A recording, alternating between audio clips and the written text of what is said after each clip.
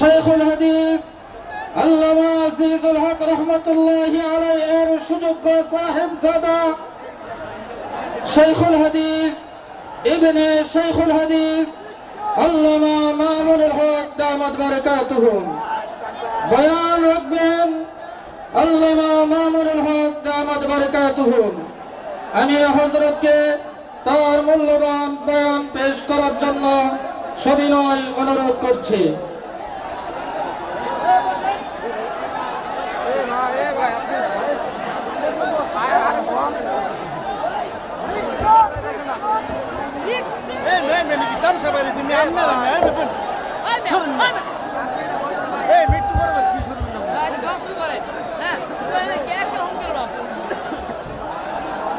السلام عليكم ورحمة الله.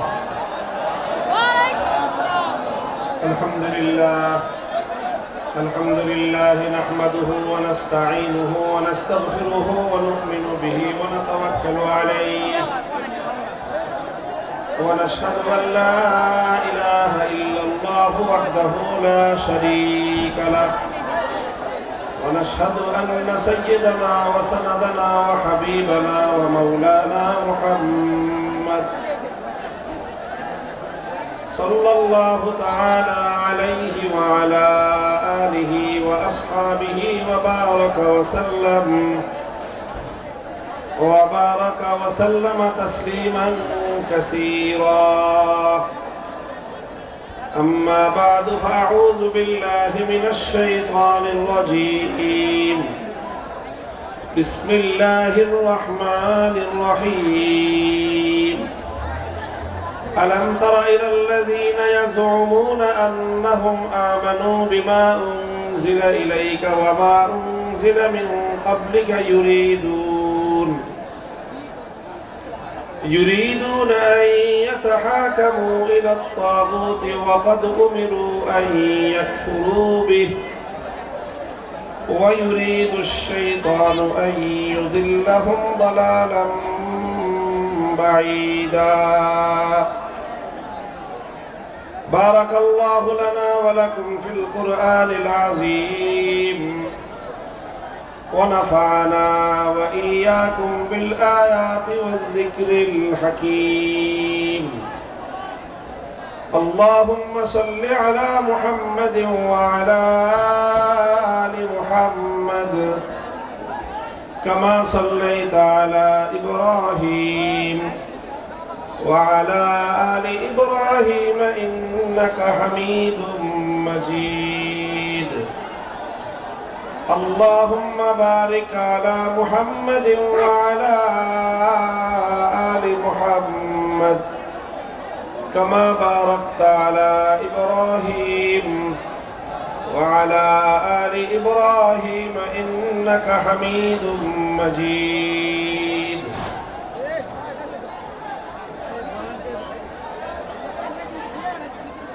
محترم হযরত সদরে জলসা বাংলাদেশের অন্যতম শীর্ষ প্রবীণ আলেমে দ্বীন জামিয়া ফয়জুর রহমানের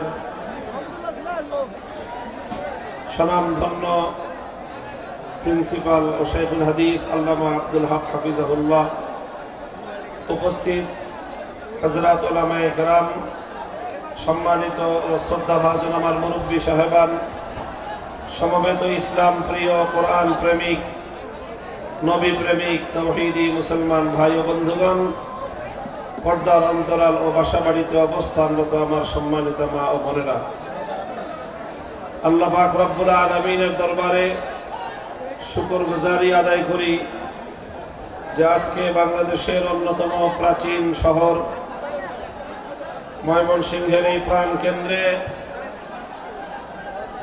জামিয়া ফয়জুর রহমানের উদ্যোগে এই বার্ষিক মাহফিলে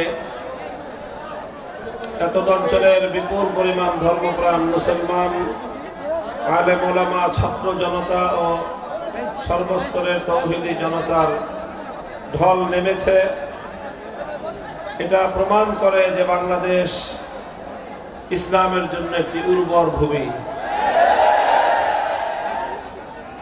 আমরা যদি সঠিকভাবে আমাদের এই প্রজন্মকে নেতৃত্ব দিতে পারি আগামীর বাংলাদেশ হবে ইসলামের বাংলাদেশ।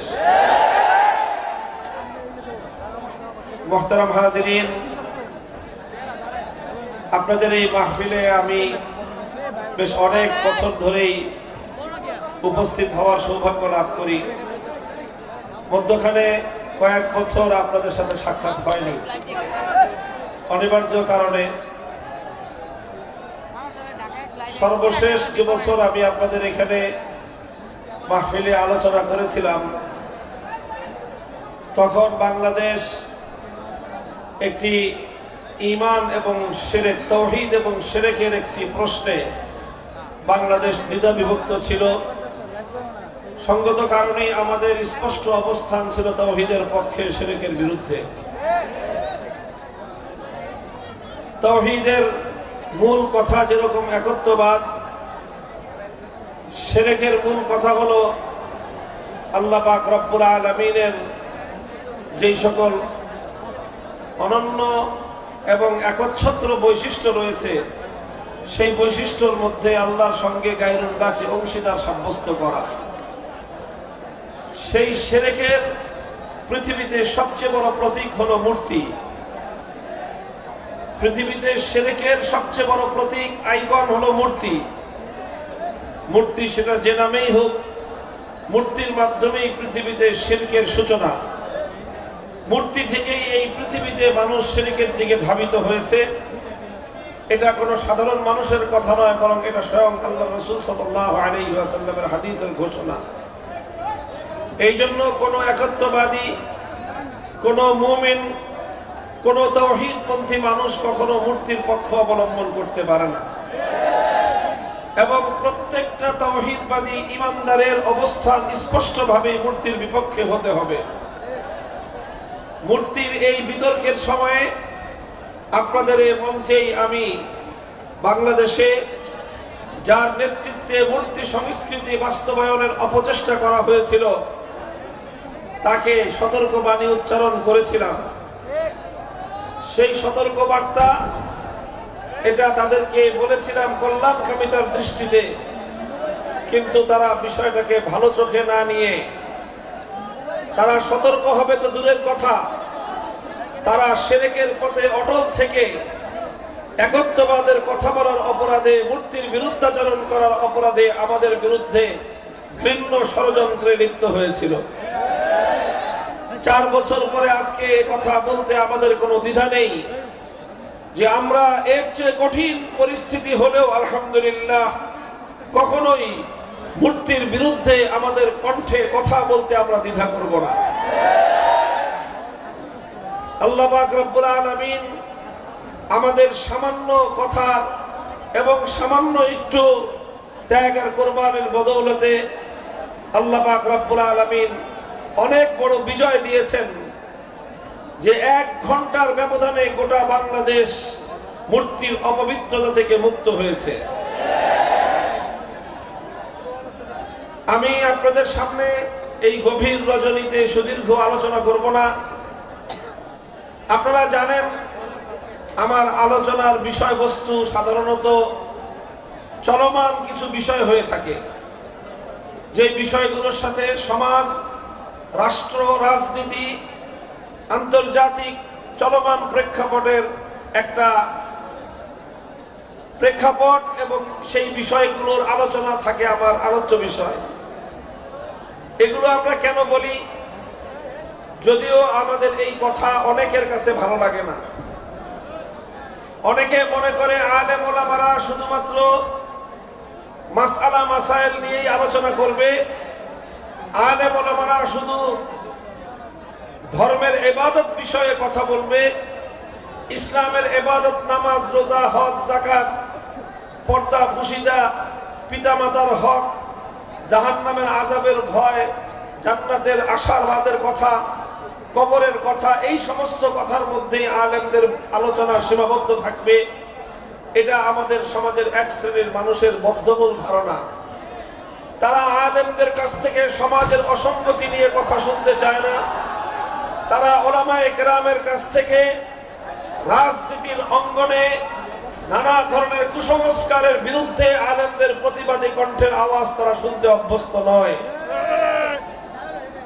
কিন্তু উলামায়ে কেরামকে মনে রাখতে হবে যে আলেম সমাজের প্রত্যেকটি অসঙ্গতি নিয়ে কথা বলতে আল্লাহর পক্ষ থেকে আদিষ্ট হয়েছেন।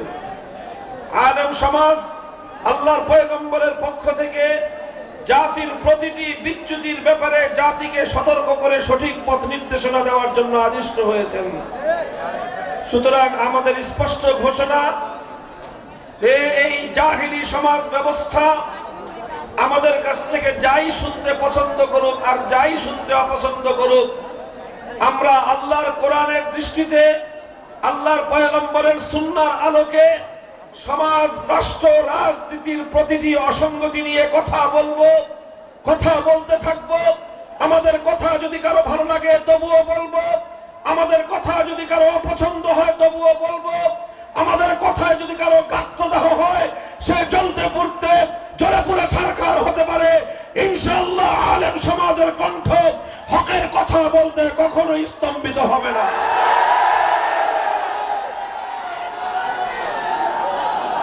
মুহতারাম হাজিরিন, ঠিক এমনই একটি প্রসঙ্গ নিয়ে একটি ঐতিহাসিক প্রেক্ষাপট আলোচনা করে বর্তমান সময়ের সবচেয়ে গুরুত্বপূর্ণ জাতীয় যে ইস্যু সেই বিষয়ে উলামায়ে কেরামের পক্ষ থেকে প্রতিনিধিত্বশীল কিছু কথা আমি আপনাদের সম্মুখে তুলে ধরব। আমি আপনাদের সম্মুখে আল্লাহর কোরআনে পাকের সূরাতুন নিসার 60 নম্বর আয়াতটি তেলাওয়াত করেছি। আল্লাহ পাক রব্বুল আলামিন আমার এই তেলাওয়াতকৃত আয়াতের মধ্যে অত্যন্ত ক্ষোভ এবং ঘৃণা নিয়ে এক শ্রেণীর মানুষের ব্যাপারে আশ্চর্য প্রকাশ করেছেন। আল্লাহ বলেছেন, আলাম তারা ইলাল্লাযীনা ইয়াজউমুনা আন্নাহুম আমানু বিমা উনজিলা ইলাইকা ওয়া মা উনজিলা মিন ক্বাবলিক ইউরিদুনা আন ইয়াতাহাকামু ইলা আত-তাগুতি ওয়া ক্বাদ উমিরু আন ইয়াকফুরু বিহি ওয়া ইউরিদু আশ-শাইতানু আন ইউদিল্লাহুম দালালাম বাঈদা।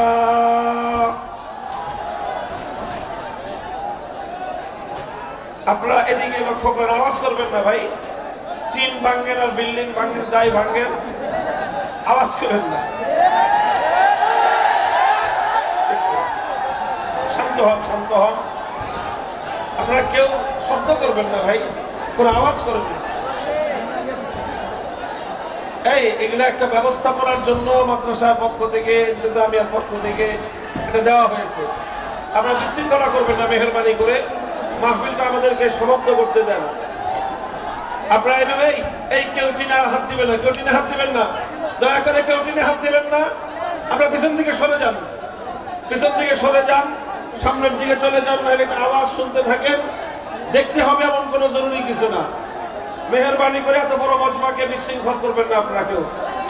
এখানে যারা আছেন আর নতুন করে কোনো টিম ভাঙার চেষ্টা করবেন না। আল্লাহ আপনাদের কাছে বিনীত অনুরোধ করতেছি, আপনারা মাহফিলটাকে অল্প কিছু সময় কথা বলবো, এই কথা বলার মধ্যে যদি আপনারা মাঝখানে বিঘ্ন সৃষ্টি করেন, মনোযোগ যদি ডান দিকে বাম দিকে চলে যায়, তাহলে আমি আমার আলোচ্য বিষয়টা আজকের এই উপস্থিতির সামনে আমি পেশ করতে পারবো না। এই জন্য আমি এই ডান দিকে যারা আছেন আর বাম দিকে যারা আছেন টিনের বাইরে, আপনাদের কাছে আমি বিশেষভাবে অনুরোধ করতেছি যে আপনারা কোনো আওয়াজ করবেন না, আপনারা কোনো আওয়াজ করবেন না, ইনশাআল্লাহ। ঠিক আছে তো? যাই করেন, ধাক্কা ধাক্কি যাই করেন, আওয়াজ করেন না।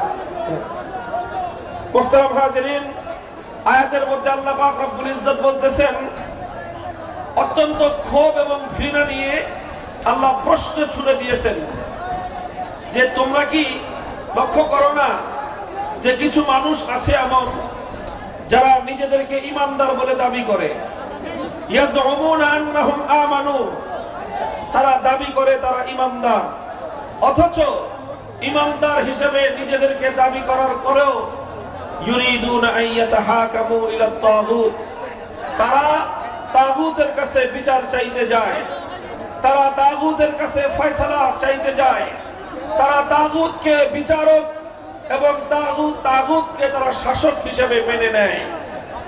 আল্লাহর কোরআন বলতে চায় যে যে ব্যক্তি নিজেকে ইমানদার বলে পরিচয় দিবে, সে কশ্চিনকালেও কোনো তাগুতকে মেনে নিতে পারে না। আর যারা তাগুতকে বিশ্বাস করবে তারা কোনোদিন ইমানদার হতে পারে না। আলো আর অন্ধকার যেমন একত্রিত হতে পারে না, সাদা আর কালো যেমন একাকার হতে পারে না, ঠিক তদ্রূপ রাত আর দিন যেমন একসঙ্গে এক সময়ে পাওয়া যেতে পারে না, ঠিক একইভাবে একই সঙ্গে একজন মানুষ ইমানদার এবং তাগুতে বিশ্বাসী হতে পারে না। যারা ইমানদার হয় তারা তাগুতকে অস্বীকারী হয়, যারা তাগুতকে বিশ্বাস করে তারা কশ্চিনকালেও ইমানদার হতে পারে না। বড় আশ্চর্যের বিষয়, বড় দুঃখজনক এবং মর্মান্তিক বিষয় হলো এই, আজ মুসলিম সমাজের মধ্যে শত শত নয়, হাজার এবং লক্ষ নয়, কোটি কোটি মুসলমান এমন রয়েছে যারা নিজেদেরকে ইমানদার বলে পরিচয় দেয়, অথচ তারা তাগুতকে বিশ্বাস করে। তারা তাগুতে বিশ্বাসী হওয়ার কারণে তারা নিজেদেরকে যতই ইমানদার পরিচয় দিক, তাদের আইডেন্টি কার্ডে, তাদের পরিচয় পত্রে যতই ধর্ম হিসেবে মুসলিম লেখা থাকুক, তাদের নাম যতই আব্দুস সালাম, আব্দুল মুমিন এই নাম থাকুক, যখনই তারা তাগুতের উপর বিশ্বাস স্থাপনকারী হবে তখন তারা ইমানদার এবং মুসলিম হতে পারে না। এটা হলো অত্যন্ত গুরুত্বপূর্ণ একটা বিষয়। সমাজের অসংখ্য অগণিত মানুষ এই তাগুতে বিশ্বাস থাকার কারণে তারা নিজেদেরকে মূর্খতা বশত, অজ্ঞতা বশত নিজেদেরকে ইমানদার বলে মনে করে, অথচ কোরআন এবং হাদিসের ফয়সালায় তারা স্পষ্টভাবে মুশরিক এবং তারা কাফের ও বেঈমান। এই জন্য আমি আমার আলোচনার সুবিধার্থে লম্বা আলোচনা করব না, আমি বলতেছি আপনারা মেহেরবানি করে আওয়াজ করবেন না। আমার আলোচনার সুবিধার্থে আমি প্রথমে আপনাদের কাছে তাগুতের পরিচয় তুলে ধরতেছি। তাগুত কাকে বলা হয়? তাগুত কাকে বলা হয় লক্ষ্য করেন, কোরআনে পাকের অনেকগুলো আয়াতের মধ্যে আল্লাহ পাক রব্বুল আলামিন তাগুত শব্দটি প্রয়োগ করেছেন। তাতাবায়ানার রুশদু মিনাল গাই ফামান ইয়াকফুর বিত-তাগুতি ওয়া ইউমিন বিল্লাহি ফাকাদ ইসতামসাকা বিল উরওয়াতিল উসতা। আল্লাহ বলেছেন যে তাগুতকে অস্বীকার করবে আর আল্লাহর উপর ঈমান আনবে, সে একটা শক্ত মজবুত হাতলকে ধারণ করলো। অন্য আয়াতে আমার আল্লাহ বলেছেন আল্লাযীনা আমানু ইউকাতিলুনা ফি সাবিলিল্লাহ ওয়াল্লাযীনা কাফারু ইউকাতিলুনা ফি সাবিলিত তাগুত। যারা ঈমানদার তারা লড়াই করে কার পথে? চিৎকার করে বলেন, যারা ঈমানদার তারা লড়াই করে কার পথে? ওয়াল্লাযীনা কাফারু ইউকাতিলুনা ফি সাবিলিত তাগুত। আর যারা কাফের এবং বেঈমান তারা লড়াই করে, সংগ্রাম করে, চেষ্টা করে তাগুতের পথে। অর্থাৎ সব জায়গায় আল্লাহর কোরআন ঈমান বিল্লাহকে এবং তাগুতকে কম্পিটিটিভ অর্থাৎ একটি প্রতিদ্বন্দ্বিতামূলক শব্দ হিসেবে আল্লাহ প্রয়োগ করেছেন। আল্লাহর প্রতিপক্ষ হলো তাগুত, তাগুতের প্রতিপক্ষই হলেন আমার আল্লাহ। সুতরাং দুই প্রতিপক্ষকে যেমন একসঙ্গে কেউ খুশি করতে পারে না, তদ্রূপ যদি কেউ তাগুতকে খুশি করতে চায় কশ্চিনকালেও আল্লাহকে খুশি করতে পারবে না। যারা আল্লাহকে খুশি করতে চাইবে, যারা আল্লাহর সন্তুষ্টি হাসিল করতে চাইবে, যারা আল্লাহকে রাজি করতে চাইবে, তারা কশ্চিনকালেও তাগুতকে রাজি করতে পারবে না। কাজেই এই যে দ্বিমুখী একটা চরিত্র মানুষের মধ্যে আছে, যে আল্লাহ ভি রাজি রহে শয়তান ভি নারাজ না হো, আল্লাহ সন্তুষ্ট থাকুক শয়তানও যেন বেজার না হয়, এই ধরনের ধোঁকাবাজি আর মুনাফিকি নীতি পরিহার করতে হবে। আর এই মুনাফিকি নীতি মুসলমানদের মধ্যে সবচেয়ে বেশি প্রবিষ্ট আছে। মুসলিম জাতি এবং সমাজের মধ্যে সবচেয়ে বেশি মুনাফিকি নীতি কার্যকর আছে হলো মুসলমানরা তাগুতের পরিচয় জানে না। এই জন্য খুব সংক্ষিপ্ত ভাবে আমি আপনাদের সামনে তাগুতের পরিচয় তুলে ধরছি। আমি বলছি কোরআনে পাকের অনেকগুলো আয়াতের মধ্যে আল্লাহ পাক রব্বুল আলামিন তাগুতকে আল্লাহর প্রতিপক্ষ হিসেবে সাব্যস্ত করেছেন। এই জন্য কাদিমান ওয়া হাদিসান সাহাবায়ে কেরামের যুগ থেকে আজ পর্যন্ত যারাই পবিত্র কোরআন নিয়ে আলোচনা করেছেন, তাফসীর করেছেন, তারা সকলেই অত্যন্ত গুরুত্বের সঙ্গে তাগুতের পরিচয় তুলে ধরেছেন। এবং সেই সবগুলো কথা একত্রিত করলে তার সারাংশ যেটা দাঁড়ায় সেটা হলো তাগুতের পরিচয় বলা হয়। তাগুত ওই গায়রুল্লাহকে বলা হয়। গায়রুল্লাহ মানে হলো আল্লাহ ভিন্ন পৃথিবীতে যা আছে সবই কি বলেন? আপনার কথা বুঝতেছেন আমার? না শুধু স্লোগান দেওয়ার তালে আছেন? আরে ভাই, স্লোগান তো দিতে হবে, আগে কথাটা বুঝে তারপরে সঙ্গে সেই কথার উপর স্লোগান আসবে। এই না বুঝে না শুনে স্লোগান দেওয়ার এই প্রবণতা, এটা আমি একেবারেই পছন্দ করি না।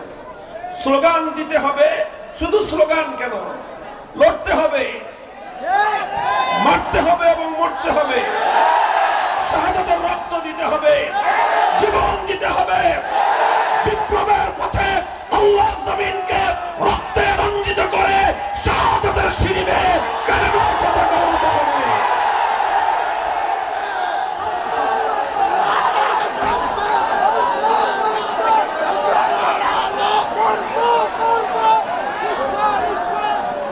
তবে এই সব কিছু করতে হবে বুঝে না বুঝে, চিৎকার করবেন বুঝে না বুঝে।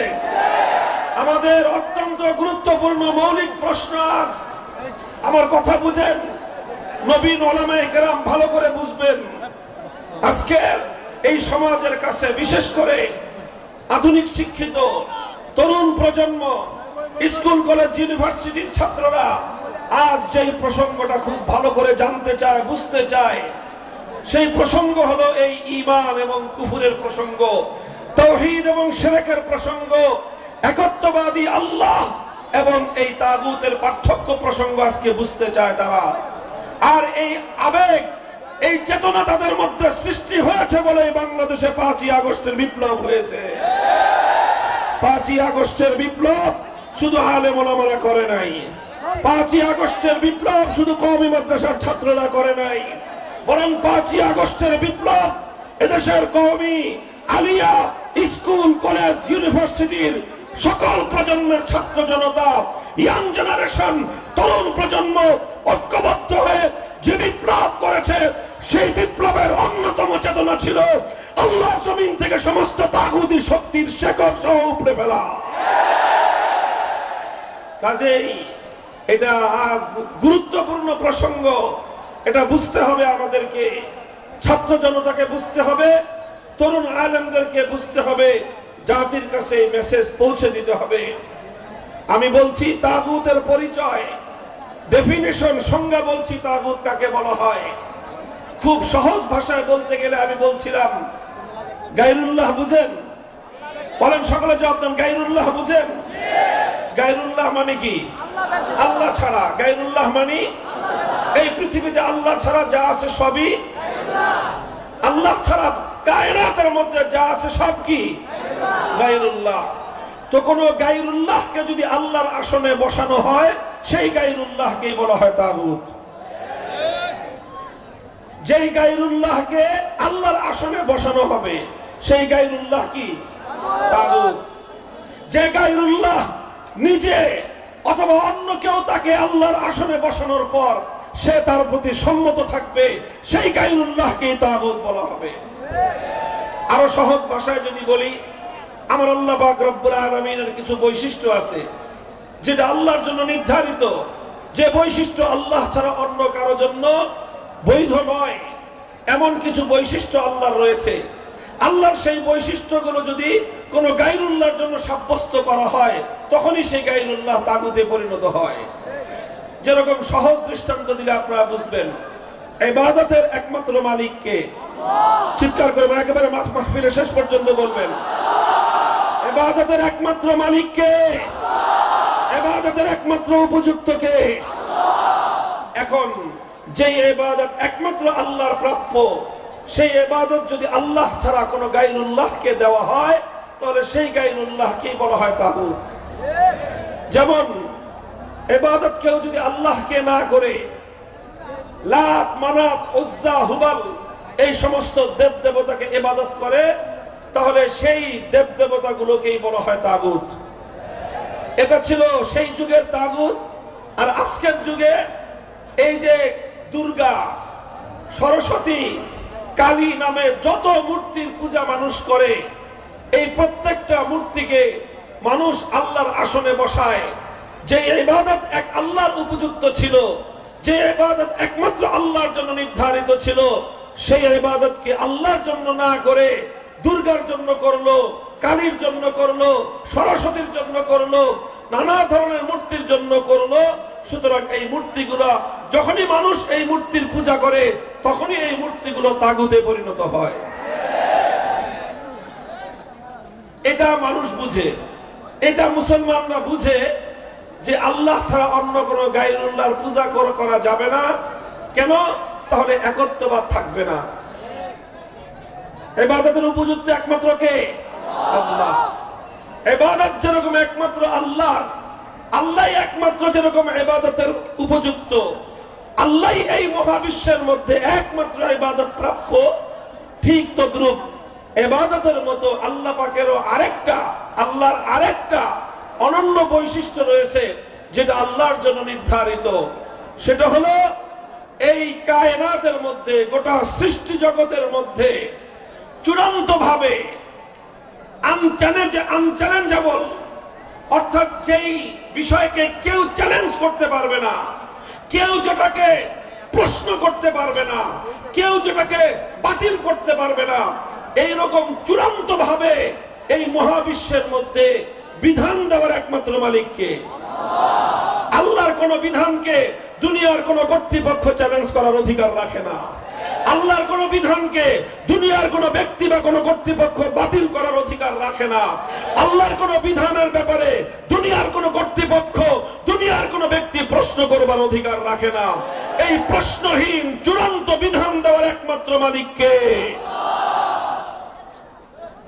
ইবাদতের একমাত্র মালিককে, বিধান দেওয়ার চূড়ান্ত ক্ষমতার মালিক একমাত্র কে?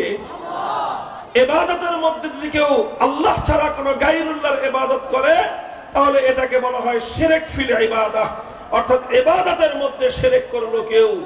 ঠিক তদ্রূপ যে আইন তৈরি করবার একচ্ছত্র চূড়ান্ত ক্ষমতা আল্লাহর জন্য নির্ধারিত, সেই আইন তৈরি করার ক্ষমতা যদি কেউ আল্লাহ ছাড়া অন্য কোন গায়রুল্লাহকে প্রদান করে, অন্য কোন ব্যক্তি অথবা কোন গোষ্ঠীকে যদি কেউ প্রদান করে, অন্য কোন গোষ্ঠী যদি আল্লাহর কোন আইনকে চ্যালেঞ্জ করে কোন আইন তৈরি করে, তাহলে সেই ব্যক্তি এবং সেই গোষ্ঠীও তাগুতে পরিণত হয়। মুহতারাম হাজিরিন, আমরা তাওহীদ ফিল ইবাদাকে বিশ্বাস করি, কিন্তু তাওহীদ ফিল হাকিমিয়াহ, আইন তৈরি করার ক্ষেত্রে সার্বভৌম আইন তৈরি করবার ক্ষমতা যে একমাত্র আল্লাহর, এই বিষয়ে লক্ষ কোটি মুসলমান বিভ্রান্তিতে পড়ে থাকবার কারণে তারা স্পষ্ট শিরকে লিপ্ত হয়েও নিজেদেরকে ঈমানদার বলে ভাবে। আর আল্লাহ পাক এই ধরনের নামধারী ঈমানদারদের ব্যাপারে ক্ষোভ এবং ঘৃণা প্রকাশ করে বলেছেন, নিজেদেরকে ঈমানদার বলে পরিচয় দেয়, অথচ বিচার চাওয়ার সময় তারা তাগুতের কাছে বিচার চাইতে চায়। আল্লাহ বলতে চান, যারা তাগুতের কাছে বিচার চাইতে পারে তারা আল্লাহর উপর ঈমানদার হতে পারে না। কথাটা বোঝা গেল? তাহলে আল্লাহর জায়গায় যদি কোনো গায়রুল্লাহর ইবাদত করা হয়, সেই গায়রুল্লাহকে কি বলা হয়? জোরে বলেন। আল্লাহর পরিবর্তে কোনো গায়রুল্লাহর যদি ইবাদত করা হয়, সেই গায়রুল্লাহকে কি বলা হবে? ঠিক তদ্রূপ আল্লাহর জায়গায় আল্লাহর কোন আইন, আল্লাহর কোন বিধানকে যদি কেউ পরিবর্তন করে, আল্লাহর বিধানকে চ্যালেঞ্জ করে, আল্লাহর বিধানকে বাতিল করে, কোন ব্যক্তি, কোন গোষ্ঠী যদি কোন আইন প্রণয়ন করে, সেই ব্যক্তি এবং সেই গোষ্ঠীকে কি বলা হবে? হতে পারে সেই ব্যক্তি কোন রাষ্ট্রের রাষ্ট্রপতি, যেই রাষ্ট্রপতি আল্লাহর আইনের বিরুদ্ধে আইন করবে, সেই রাষ্ট্রপতিকে বলা হয় তাগুত। যেই প্রধানমন্ত্রী আল্লাহর কোন আইনকে চ্যালেঞ্জ করবে, সেই প্রধানমন্ত্রীকে বলা হয় তাগুত। যেই মন্ত্রী পরিষদ আল্লাহর আইনের বিরুদ্ধে কোন আইনকে অনুমোদন দিবে সেই মন্ত্রী পরিষদকে বলা হয় তাগুত।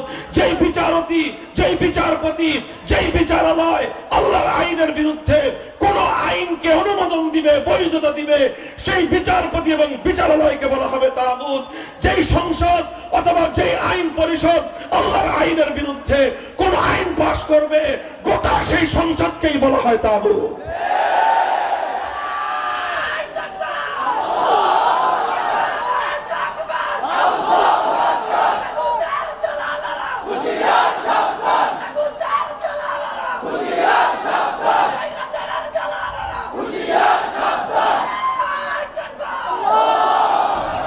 মুহতারাম হাজিরিন, এই তাগুত আপনারা চিন্তা করেন, কোন মুসলমান যে নাকি নিজেকে ইমানদার বলে পরিচয় দেয়, তাকে যদি দুর্গার পূজা করতে বলা হয় সে রাজি হবে? কোন ইমানদারকে যদি কালী অথবা সরস্বতী মূর্তির দেবতার পূজা করতে বলা হয় সে রাজি হবে? যেমনি ভাবে কোন গায়রুল্লাহর পূজা করতে কোন ইমানদার রাজি হতে পারে না, ঠিক তদ্রুপ আল্লাহর আইনের বিরুদ্ধে সংসদ যখন কোন আইন পাশ করে, আল্লাহর আইনের বিরুদ্ধে মন্ত্রী পরিষদ যখন কোন আইনের অনুমোদন দেয়, আল্লাহর আইনের বিরুদ্ধে কোন রাষ্ট্র ব্যবস্থা যখন কোন আইন করে, কোন ইমানদার নিজের দেহে এক ফোঁটা রক্ত থাকতে, দেহে প্রাণের স্পন্দন থাকতে, আল্লাহর আইনের বিরুদ্ধে যত বড় রাষ্ট্র হোক না কেন, রাষ্ট্রের সে আইনকে সে মানতে পারে না।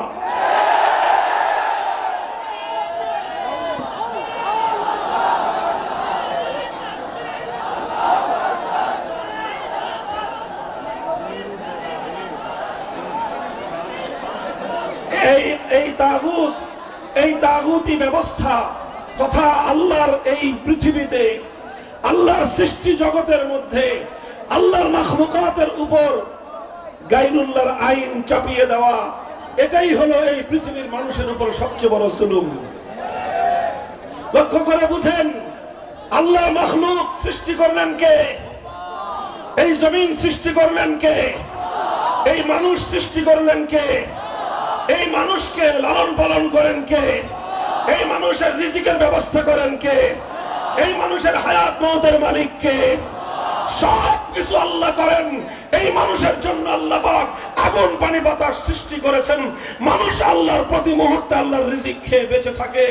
অথচ আল্লাহর সৃষ্টি এই মানব জাতির উপর যখন কিছু গায়রুল্লাহ নিজেদের বানানো আইন চাপিয়ে দেয়, তারা এই মানুষের উপর কত বড় জুলুম করে, খোদার কসম খেয়ে বলি, তাকাদুস সামাওয়াতু ওয়াল আরদ ইয়াতাফাত্তারু, আসমান এবং জমিন ভেঙে পড়ার চেয়ে আরো ভয়ঙ্কর বিষয় হলো মানব জাতির উপর মানুষের বানানো আইন চাপিয়ে দেওয়া। এই অভিশাপ মুসলমানদের মধ্যে দীর্ঘ একটা সময় পর্যন্ত ছিল না। সাহাবীদের যুগে ছিল না, খেলাফতের রাশেদের যুগে ছিল না, খেলাফতে বনু উমাইয়ার যুগে ছিল না, খেলাফতে বনু আব্বাসিয়ার যুগে কোনোদিনও কোনো মুসলমান এ কথা কল্পনাও করতে পারত না যে মুসলিম সমাজের মধ্যে গায়রুল্লাহর কোন আইনের দ্বারা সমাজ পরিচালিত হবে। সর্বপ্রথম এই অভিশাপ মুসলিম জাতির উপর চেপে বসলো যখন তাতারিরা মুসলমানদের জাতির উপর, তাতারিরা মুসলিম বিশ্বের উপর হামলে পড়লো।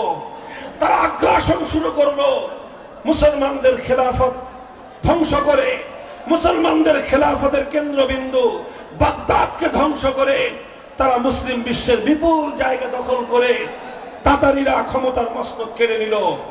আর সর্বপ্রথম এই তাতারি মঙ্গোলি সম্প্রদায় মুসলিম জাতির উপর তাদের তাতারিদের নেতা কুখ্যাত ধ্বংসযজ্ঞবাজ চেঙ্গিস খানের বানানো আইন, যেটা ইতিহাসের পাতায় বলা হয় ইয়াসেক নামক চেঙ্গিস খানের বানানো আইন গ্রন্থ দিয়ে মুসলিম জাতির উপর তারা শাসন এবং আইন কার্যক্রম পরিচালনা করা শুরু করলো।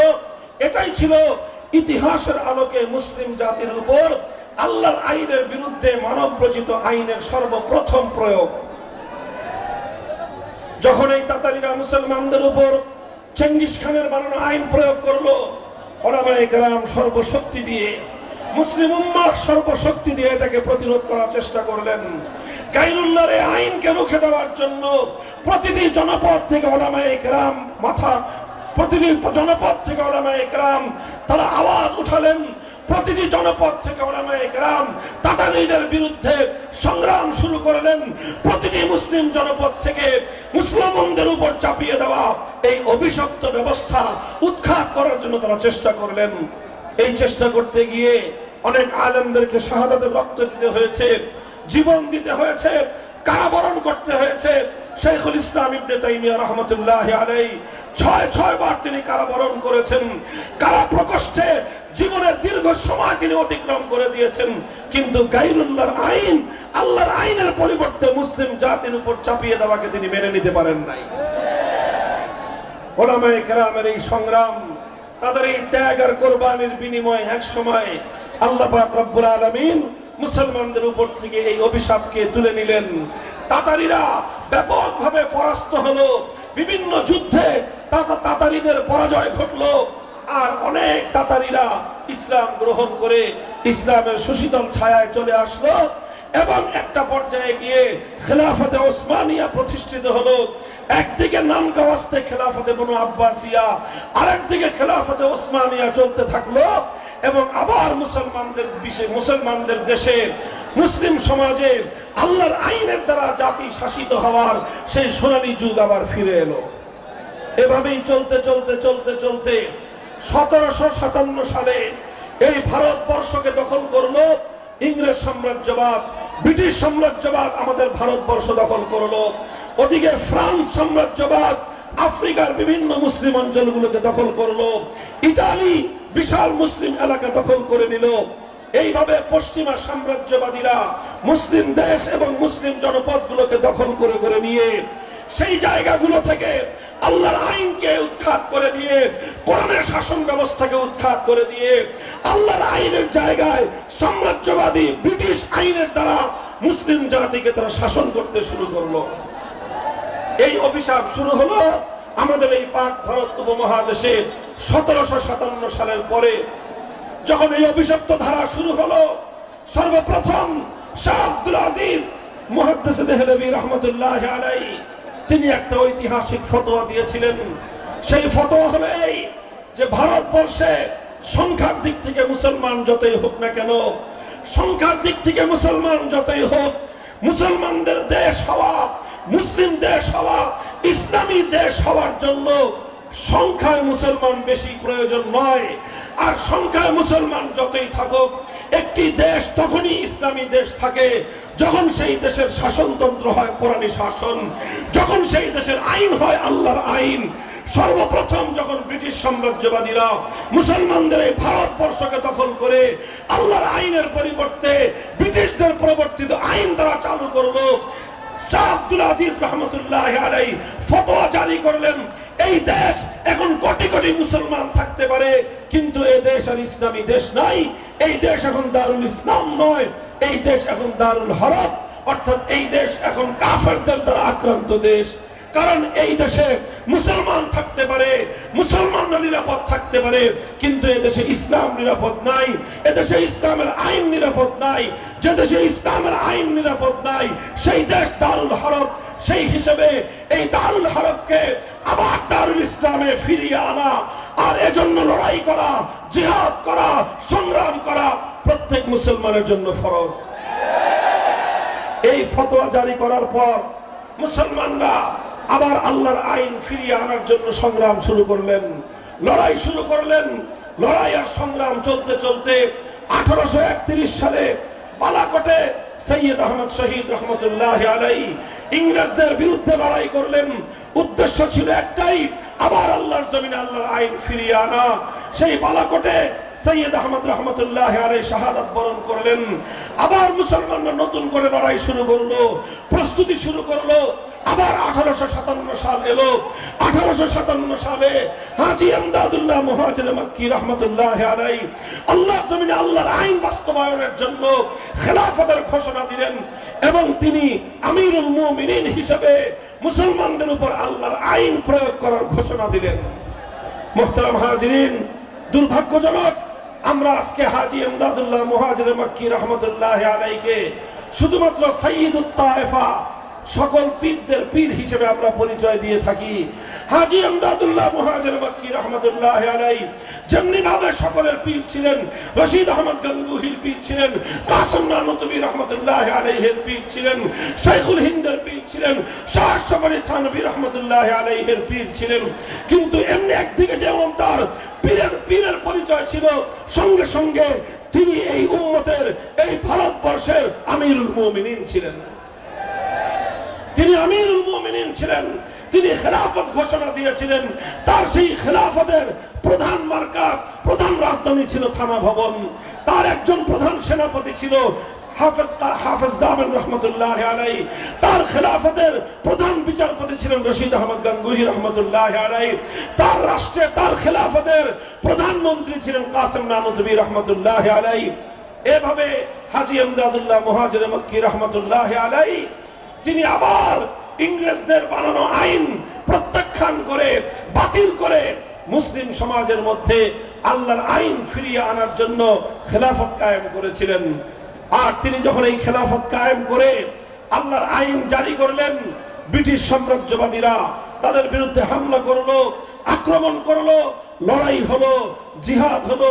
শামিলির রণাঙ্গনে তার প্রধান সেনাপতি হাফেজ জামান রহমতুল্লাহ আলাইহি সহ অসংখ্য আলেম ওলামা, অসংখ্য দিনদার মুসলমান বুকের রক্ত দিয়ে আল্লাহর জমিনকে রঞ্জিত করলেন, শাহাদাতের মৃত্যুকে আলিঙ্গন করলেন।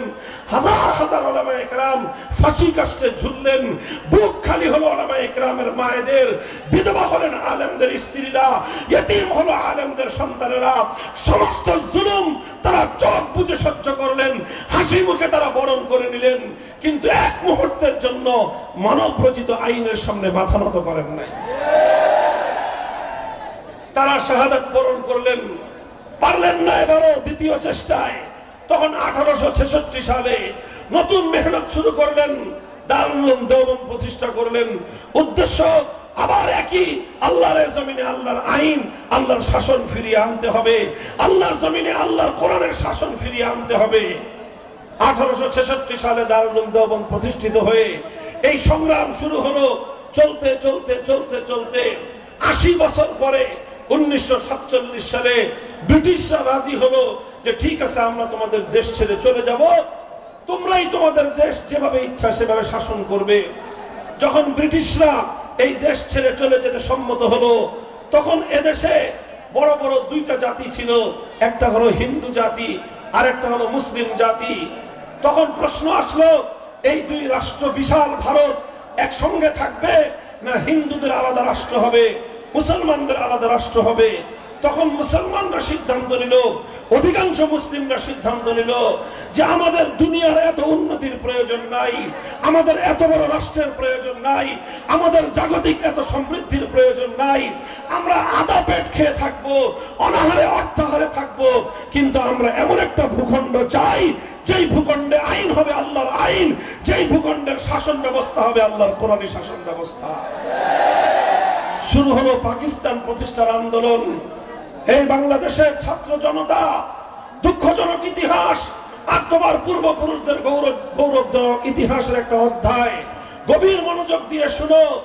আল্লাহর জমিনে আল্লাহর কোরআনী শাসন ব্যবস্থা কায়েম করার জন্য এই গোটা ভারতবর্ষে সবচেয়ে বেশি ত্যাগ আর কোরবানি, সবচেয়ে বেশি আত্মত্যাগ, সবচেয়ে বেশি রক্ত যেই জনপদের মানুষ দিয়েছে, সেটা পশ্চিম পাকিস্তানের মানুষ না, সেটা রাওয়ালপিন্ডির মানুষ না, সেটা করাচি আর লাহোরের মানুষ না, সেটা খাইবার পখতুনখোয়া আর সেই বেলুচিস্তানের মানুষ না।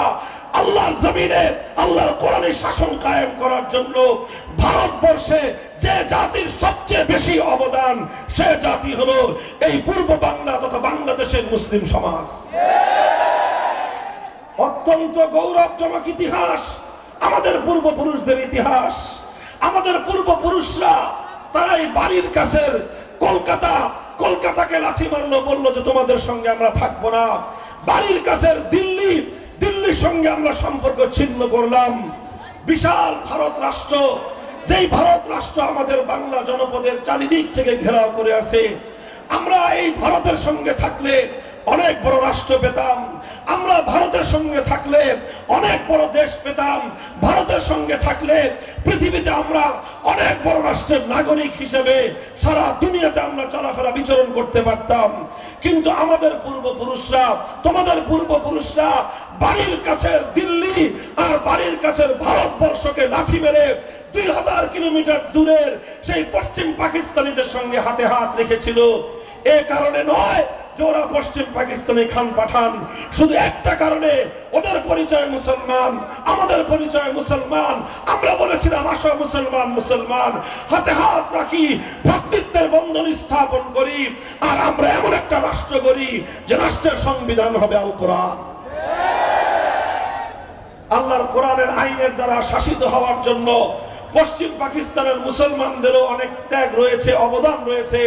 তবে পশ্চিম পাকিস্তানিদের যেই পরিমাণ অবদান, সেই আল্লাহর নিজামে ইসলাম কায়েম করার জন্য, ইসলামী শাসন ব্যবস্থা কায়েম করার জন্য পশ্চিম পাকিস্তানিদের অবদানকে এক পাল্লায় রাখা হলে আর বাংলাদেশের মুসলমানদের অবদান অপর পাল্লায় রাখা হলে বাংলাদেশের মুসলমানদের অবদান তাদের চেয়ে 10 গুণ বেশি ভারী হয়ে যাবে।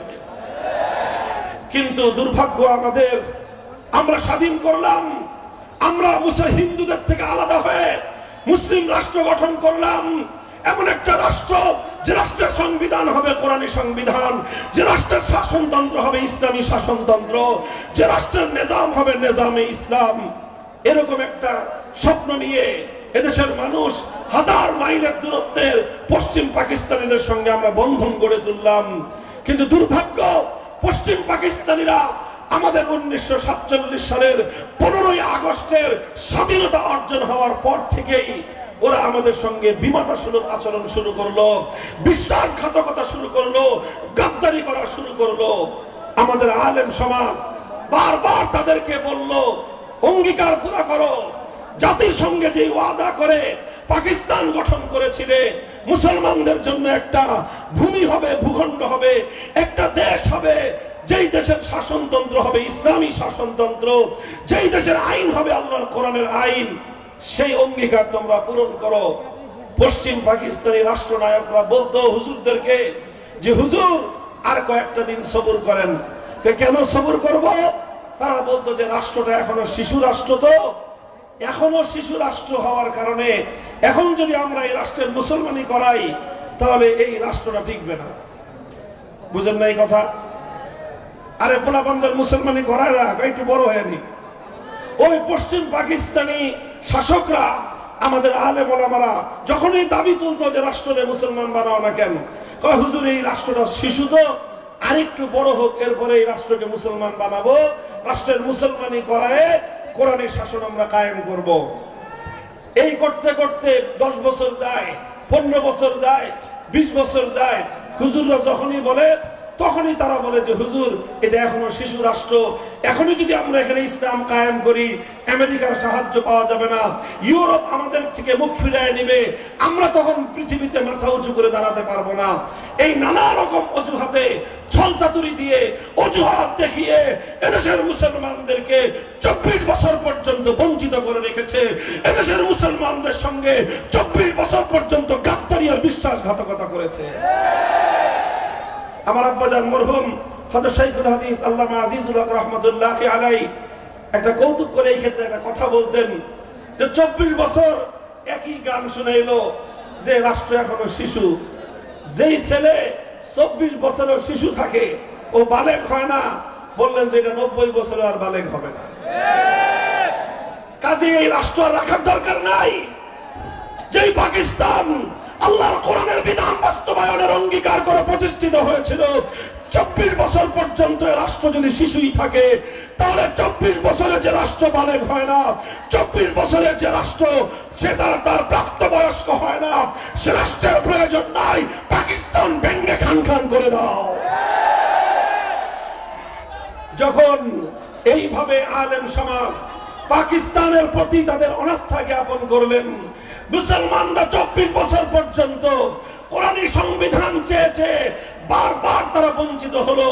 মুসলমানদের হৃদয়ে ক্ষোভ পুঞ্জীভূত হতে থাকলো।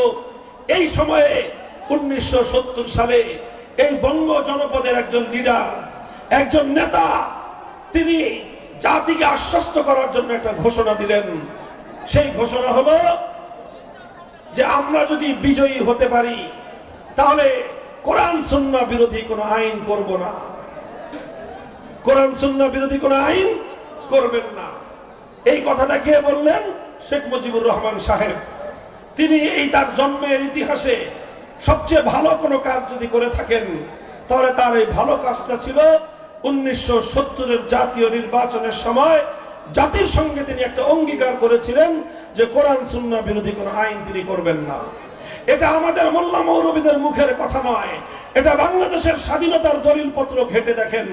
1970 সালের জাতীয় নির্বাচনের আগে আওয়ামী লীগের যে নির্বাচনী ইশতেহার ছিল, সেই নির্বাচনী ইশতেহারের মধ্যে জাতির সঙ্গে প্রকাশ্যে ওয়াদা করা হয়েছিল কোরআন সুন্নাহ বিরোধী কোনো আইন তারা করবেন না। এরপরে কি দেখলাম আমরা? তিনি নির্বাচনে পাশ করলেন, বিজয়ী হলেন, মানুষ অন্ধভাবে তাকে ভোট দিল, বিপুল পরিমাণ ভোট পেয়ে মানুষের জনসমর্থন নিয়ে নির্বাচিত হলেন। কিন্তু পশ্চিম পাকিস্তানিরা বাংলাদেশি নেতার কাছে তারা ক্ষমতা হস্তান্তর করলো না। তার পরিবর্তে 25শে মার্চ ভয়াল কালো রাতে ঘুমন্ত বাংলার মানুষের উপর তারা ঝাঁপিয়ে পড়লো, নির্বিচারে হত্যাকাণ্ড চালালো।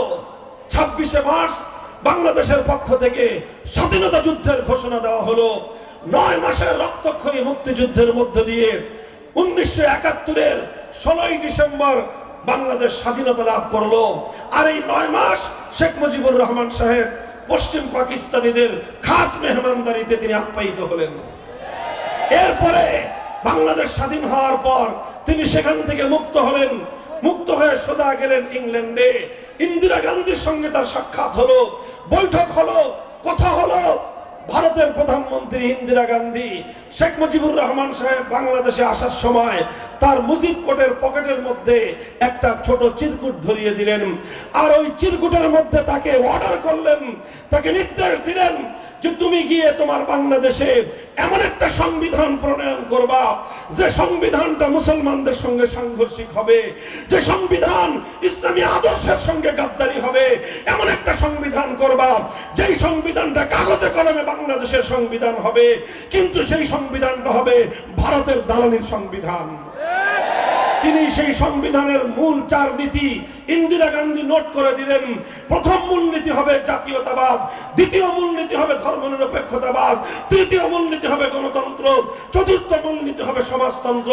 জাতীয়তাবাদ, ধর্মনিরপেক্ষতাবাদ, গণতন্ত্র, সমাজতন্ত্রের মতো কয়েকটা কুফরি মতবাদ নিয়ে 72 সালে শেখ মুজিবুর রহমান সাহেব কিছু চালাচামুন্ডাদেরকে দিয়ে একটা সংবিধান প্রণয়ন করলেন, যেই সংবিধানের মধ্যে সর্বপ্রথম 70-এর জাতীয় নির্বাচনের আগে তিনি জাতির সঙ্গে যে অঙ্গীকার করেছিলেন কোরআন সুন্নাহ বিরোধী কোনো আইন করবেন না, সর্বপ্রথম তিনি সেই সংবিধানে ইসলামী রাজনীতিকে নিষিদ্ধ ঘোষণা করে আল্লাহর কোরআনের আইনের সঙ্গে সবচেয়ে বড় গাদ্দারি আর বিশ্বাসঘাতকতা করলেন।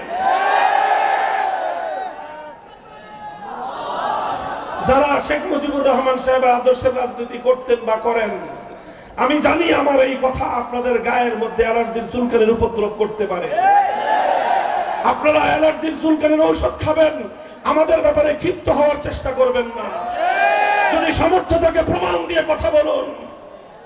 1970 সালে তিনি এই কমিটমেন্ট করেন নাই, বলুন।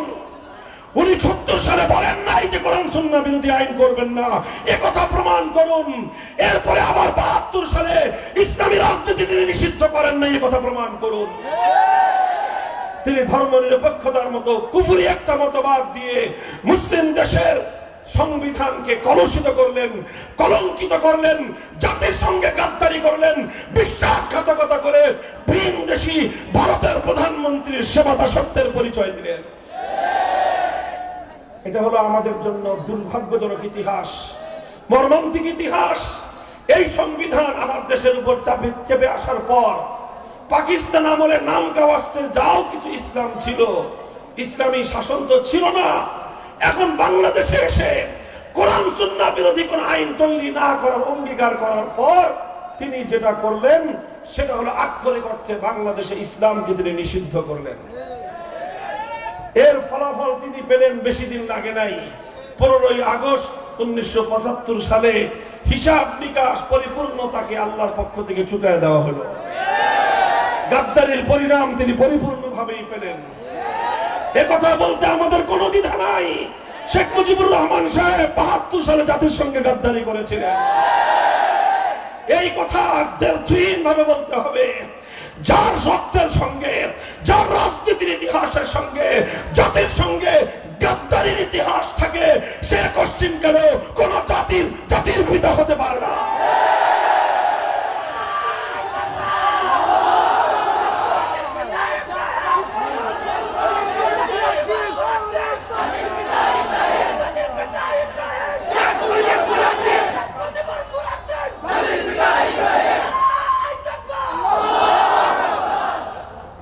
মোহতারাম হাজিরিন, আমি এই দীর্ঘ আলোচনাকে সংক্ষিপ্ত করে সার নির্যাস আপনাদের সামনে বর্ণনা করতেছি, কারণ আমি কারেন্ট ইস্যু, বর্তমান আমার সমাজ, এই রাষ্ট্রের সবচেয়ে গুরুত্বপূর্ণ ইস্যুকে আমি আপনাদের পক্ষ থেকে, আলেম সমাজের পক্ষ থেকে জাতির সামনে উপস্থাপন করতে চাই।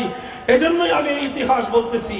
আর না হলে কারো রাজনৈতিক সমালোচনা করা, অন্তত মাহফিলে বসে, এটা আমাদের স্বভাব নয়।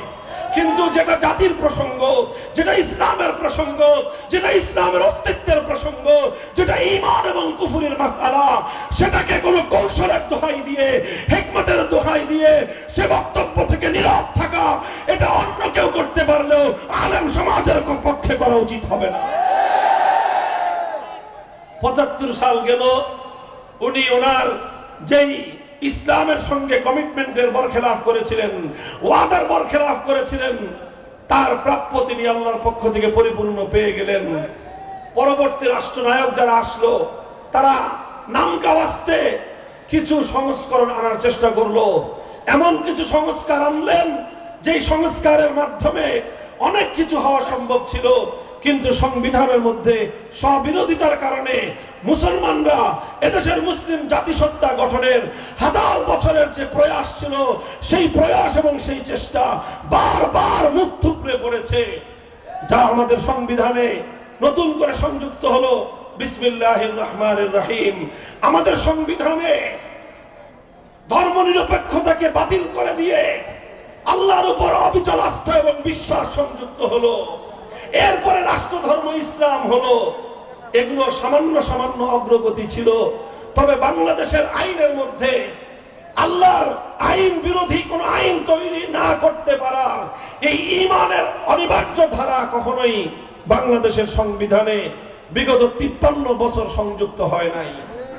অথচ এই না থাকার কারণে সংবিধানের মধ্যে আল্লাহর আইন বিরোধী আইন তৈরি করার অবকাশ থাকার কারণে, আর এই সংবিধানের মধ্যে জনগণকে সার্বভৌম ক্ষমতার মালিক বলার কারণে, ভাই কথাটা বুঝেন, এক দুর্গাকে পূজা করলে মানুষ একত্ববাদী থাকে? একটা দুর্গাকে আল্লাহর জায়গায় বসালেন, মানুষ আর ইমানদার থাকে? জবাব দেন সবাই বুঝে শুনে।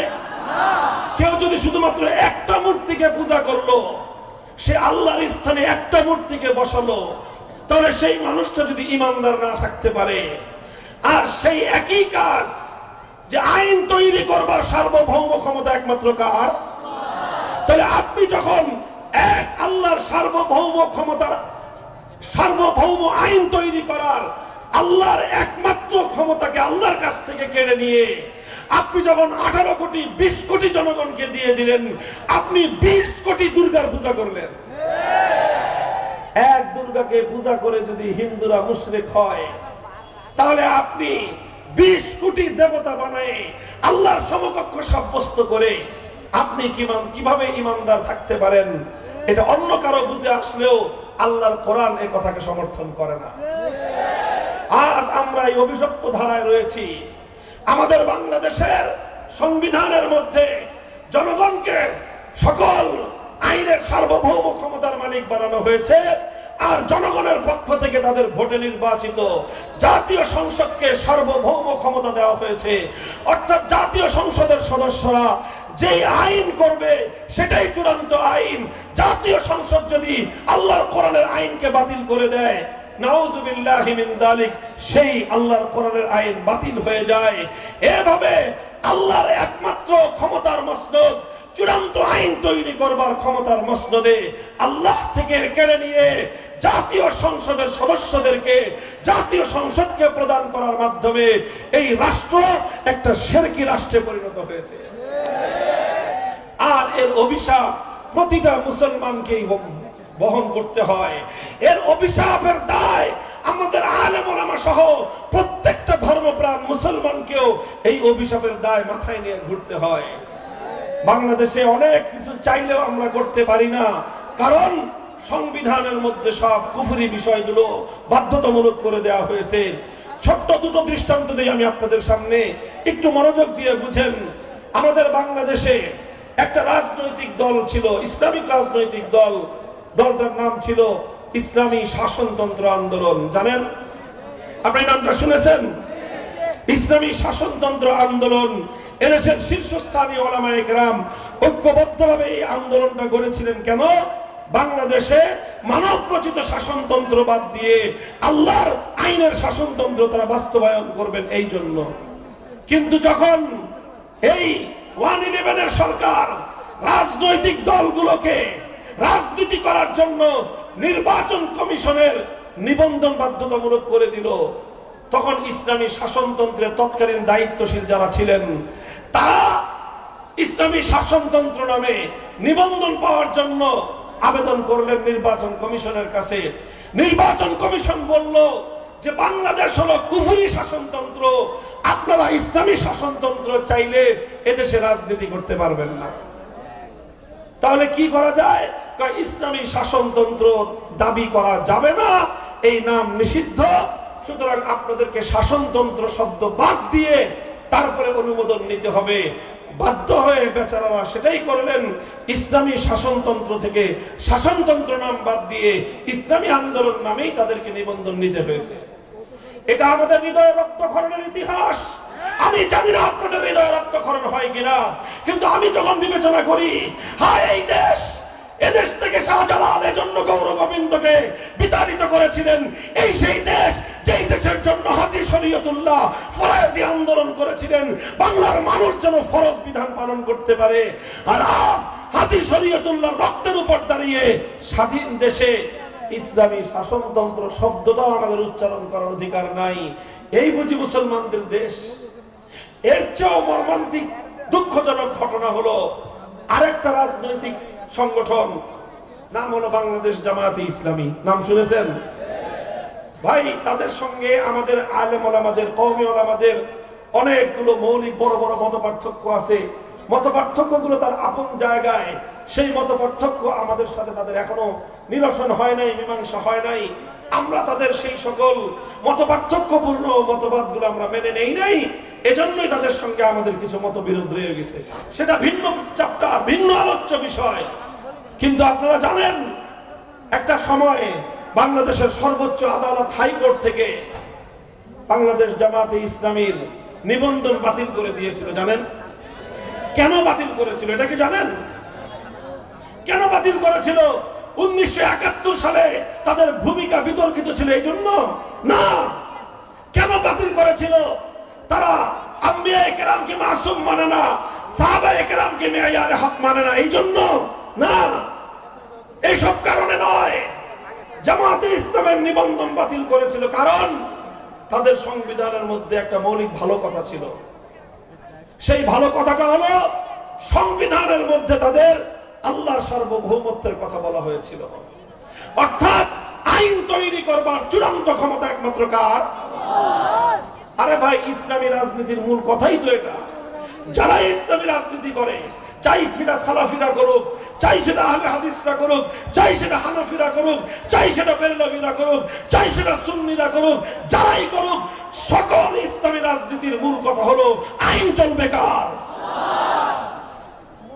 এই শুধুমাত্র আল্লাহর সার্বভৌমত্বের কথা কেন বলা হলো? এই কারণে বাংলাদেশের সর্বোচ্চ আদালত জামায়াতে ইসলামী, বাংলাদেশ জামায়াতে ইসলামীর নিবন্ধন বাতিল করে দিল যে তোমরা যেহেতু আল্লাহর একত্ববাদে বিশ্বাসী, বাংলাদেশ আল্লাহর একত্ববাদে বিশ্বাসী নয়, সুতরাং শিরকের এই দেশে আল্লাহর একত্ববাদের রাজনীতি করা যাবে না। ও মুসলমান, আরামে ঘুমাও, তোমরা আরামে ঘুমাও। আর তোমার দেশের সর্বোচ্চ আদালত আল্লাহর সফরেন্টি, আল্লাহ পাকের সার্বভৌম ক্ষমতাকে তোমার রাষ্ট্রে নিষিদ্ধ ঘোষণা করে সেই রাষ্ট্রে তুমি শান্তিতে বিচরণ করো, তোমার হৃদয়ে এতটুকু রক্তক্ষরণ হয় না, তাহলে তোমার ঈমানের দুর্বলতা ছাড়া এটা আর কিছুই হতে পারে না। মুহতারাম হাজিরিন, সংবিধানের মধ্যে আল্লাহর আইন বিরোধী ধারাগুলো থাকবার কারণে আমাদের অনেক আলেম ওলামা বিভিন্ন সময়ে রাজনৈতিক কারণে ইসলামের বৃহত্তর কল্যাণের চিন্তায় ওনারা নির্বাচন করে সংসদ সদস্য নির্বাচিত হন, অনেক সময় তারা মন্ত্রী হন, কিন্তু মন্ত্রী হলেও সংসদ সদস্য হলেও এই কুফরি সংবিধানের কারণে বাধ্যতামূলক ভাবেই তাদেরকে ইসলাম বিরোধী অনেক কার্যকলাপের সঙ্গে জড়িয়ে পড়তে হয়, এমন শপথ গ্রহণ করতে হয়। সংবিধানের রক্ষা করার জন্য সংসদ সদস্যদেরকে যে শপথ গ্রহণ করতে হয়, সেই শপথ স্বাভাবিক অবস্থায় কোনো মুসলমানের জন্য গ্রহণ করা বৈধ ছিল না। শুধুমাত্র সংসদ সদস্য পদ টিকিয়ে রাখার খাতিরে তাবিল করে কোন রকম ব্যাখ্যা ট্যাখ্যা করে এটাকে বৈধতা বলা হয়, কিন্তু প্রকৃত অর্থে আসলে এটা বৈধ নয়। আমরা মন্ত্রী হলে সব মন্ত্রীদের সঙ্গে যেতে হবে শহীদ মিনারে, যেতে হবে স্মৃতিসৌধে, সেখানে গিয়ে মৃত ব্যক্তিদের আত্মার প্রতি শ্রদ্ধা জানিয়ে পুষ্পস্তবক, ফুলের তোড়া উপহার দিতে হবে। ওলামায়ে কেরামকে জিজ্ঞাসা করেন, চার মাযহাবের আলেমদেরকে জিজ্ঞাসা করেন, আল্লাহর পয়গম্বরের সহিহ হাদিসগুলো কি বলে? কোনোভাবে কোন মৃত ব্যক্তির জন্য এইরকম কোন স্মৃতিসৌধ নির্মাণ করা ইসলামের মধ্যে বৈধ নাই, এরকম বেদি তৈরি করা বৈধ নাই। আবার সেই বেদির মধ্যে ফুলের তোড়া উপহার দেওয়া মৃত ব্যক্তির জন্য ইসলামের শরীয়তের মধ্যে এটা বৈধ নাই। এরকম অসংখ্য অগণিত ইসলাম বিরোধী কার্যকলাপ আমাদের করতে হয়, কারণ ওই সংবিধানের মধ্যে ভূত বসে আছে, শিরকের ভূত। সংবিধানের মধ্যে বসে আছে শিরকের ভূত। ও মুসলমান, আজ আমি তোমাদের সামনে এই আলোচনাটা কেন উত্থাপন করলাম? কারণ এখন বাংলাদেশের সবচেয়ে গুরুত্বপূর্ণ ইস্যু হলো সংবিধান সংস্কার। এই সংস্কারের জায়গায় নানা জনে নানা কথা বলতেছে। আমাদের লোকজন টেবিলে গিয়ে ফাইলপত্র নিয়ে অনেক ভালো ভালো কথা জমা দিয়ে আসছে, কিন্তু আমাদের অভিজ্ঞতা হলো এই ফাইলপত্র লিখে দিলে, সুন্দর সুন্দর কাগজে সুন্দর সুন্দর কথা লিখে দিলে এই সকল লোকদের কানের মধ্যে আওয়াজ যায় না। এই জন্য আমরা স্পষ্ট ভাষায় আমাদের বক্তব্য পরিষ্কার করে তুলছি। এই যে 5ই আগস্টের বিপ্লবোত্তর এই বিপ্লবী বাংলাদেশে যে সংবিধান হবে, সেই সংবিধানে এমন ধারা সংযুক্ত থাকতে হবে, কোরআন সুন্নাহ বিরোধী যে কোনো আইন, যে কোনো ধারা, যে কোনো নীতিমালা বাংলাদেশে বাতিল আর অকার্যকর বলে গণ্য হবে। এই ধারা সংযুক্ত করতে হবে। আর জাতির পিতার প্রশ্নের স্থায়ী সমাধান করতে হবে। আমরা বিতর্কিত এক ব্যক্তিকে যেরকম জাতির পিতা মানি না, ঠিক আবার অনেকে আমেরিকান মডেলে 14টা পিতা জাতির কান্দে বসায় দেওয়ার ধান্দা করতেছে। আমরা এক বাপও মানি না, এই বিতর্কিত বাপ। আর এই বহু বাপের জাতি হওয়ার এই থিওরিকেও বাংলাদেশের মানুষ এটাকে অ্যাকসেপ্ট করবে না। আমাদের কথা হলো এই বিতর্কের কোনো প্রয়োজন নাই। আমরা মুসলিম জাতি হিসেবেই সেই 1905 সালে পূর্ববঙ্গ আলাদা হয়েছিলাম পশ্চিমবঙ্গ থেকে। আমরা মুসলিম জাতিসত্তার ভিত্তিতেই 1947 সালে ভারতকে তালাক দিয়েছিলাম। আমরা কোরআন সুন্নাহর আইন তৈরি করার জন্যই 1971 সালে পশ্চিম পাকিস্তানের থেকে আমরা স্বাধীনতা অর্জন করেছিলাম। সুতরাং আমরা মুসলিম জাতিসত্তার পরিচয় নিয়ে আমরা আমাদের জাতীয় পরিচয় গড়ে তুলতে চাই। আর মুসলমানদের জন্য আল্লাহর কোরআন স্পষ্ট ভাষায় পিতার পরিচয় দিয়েছেন, মিল্লাতা আবিকুম ইব্রাহিম হুয়া সাম্মাকুমুল মুসলিমিন। পৃথিবীতে মুসলমান হিসেবে যারা পরিচিত তাদের সকলের জাতির পিতাকে। সুতরাং ইব্রাহিম আলাইহিস সালাম আমাদের জাতির পিতা, এরপরে আর কোন জাতির পিতার প্রয়োজন নাই। আর আল্লাহর সার্বভৌমত্বকে চ্যালেঞ্জ করে যেই সংসদের সার্বভৌমত্বের যে কনসেপ্ট সংবিধানের মধ্যে রয়েছে, আল্লাহর আইন বিরোধী অসংখ্য অগণিত নীতি, আইন, ধারা যেগুলো বাংলাদেশে কার্যকর রয়েছে, কোরআন সুন্নাহ বিরোধী সকল আইন, সকল নীতিমালা অকার্যকর এবং বাতিল করার ব্যবস্থা করতে হবে। বলবেন যে হুজুর এত বড় বড় দাবি করতেছেন কেন? কারণ এই দাবি আমরা এজন্য করতেছি যে আমরা মনে করি যে আজকের বাংলাদেশ এই বিপ্লবের জন্য উপযুক্ত হয়ে উঠেছে। 5ই আগস্ট এটা শুধুমাত্র ফ্যাসিবাদ বিরোধী বিপ্লব ছিল না। আপনারা লক্ষ্য করে দেখবেন 5ই আগস্টের যে একটা বিপ্লবের যে একটা প্রতীক ছিল, এই বিপ্লবের যে সবচেয়ে বড় সিম্বল ছিল, সেটা হলো 5ই আগস্ট বিপ্লব হওয়ার পর 1 ঘন্টার ব্যবধানে কোন আলেম আমাদের কিছু বলতে হয় নাই, কোন নেতাকে নেতৃত্ব দিতে হয় নাই, কাউকে ঘোষণা দিতে হয় নাই।